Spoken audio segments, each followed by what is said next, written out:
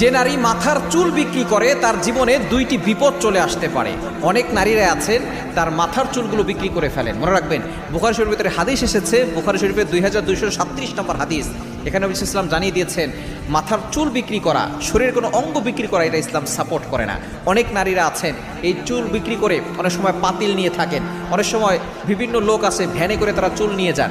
এই চুল দিয়ে তারা আবার নতুন চুল বানিয়ে, নকল চুল বানিয়ে তারা এই চুলগুলো বিক্রি করে। মনে রাখবেন, এই চুলের ভিতরে কিন্তু অনেক নিয়ামত রয়েছে, কারণ নারীদের সৌন্দর্য হচ্ছে চুলের ভিতরে। অনেক সময় চিরুনি দিয়ে আঁচড়ানোর পরে অনেক চুল ঝরে পড়ে যায়, অনেক চুল উঠে যায়, আবার অনেক সময় চুল কাটে। নারীরা কখনো চুল কাটবেন না। যে সমস্ত নারীরা চুল কেটে ছোট করে, আল্লাহ পাক রব্বুল আলামিন তাদের প্রতি লানত বর্ষণ করেন। হ্যাঁ, চুল কিছু আঁকাবাঁকা হয়ে গেছে, আপনি সাইজ করেছেন, অল্প একটু কেটেছেন, সেটা ভিন্ন বিষয়, ভিন্ন মাসআলা। তবে আপনি সম্পূর্ণ চুল কেটে ছোট করছেন, এটা ইসলাম সাপোর্ট করে না। নারীদের সৌন্দর্য আল্লাহ তাআলা চুলের ভিতরে দিয়েছেন, আর এই চুল যদি আপনি বিক্রি করেন, এক নাম্বার হচ্ছে এটা তো সম্পূর্ণরূপে হারাম। আল্লাহ পাক রব্বুল আলামিন আপনার উপরে লানত বর্ষণ করবেন। এই চুল বিক্রি করার দ্বারা এক নাম্বার ক্ষতি হচ্ছে, এই চুল দ্বারা হয়তো কেউ আপনাকে ব্ল্যাক ম্যাজিক করতে পারে, আপনাকে ক্ষতি করতে পারে। কারণ নবী সাল্লাল্লাহু আলাইহি সাল্লামকে চুল দিয়ে কিন্তু ক্ষতি করেছে। নবী সাল্লাল্লাহু আলাইহি সাল্লামকে জাদু করেছিল এই চুল দিয়ে, এই চুলের উপরে 11টা গিরা দিয়ে তারপরে ব্ল্যাক ম্যাজিক করেছিল।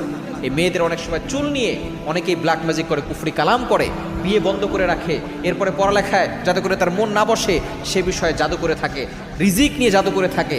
এজন্য আপনার চুল আপনি কখনো বিক্রি করবেন না, এটা সম্পূর্ণরূপে হারাম, ইসলাম এটাকে সাপোর্ট করে না। এবং দ্বিতীয় নাম্বার, এই চুল বিক্রি করলে তার জীবনে সবসময় অশান্তি লেগেই থাকে, অভাব লেগেই থাকে।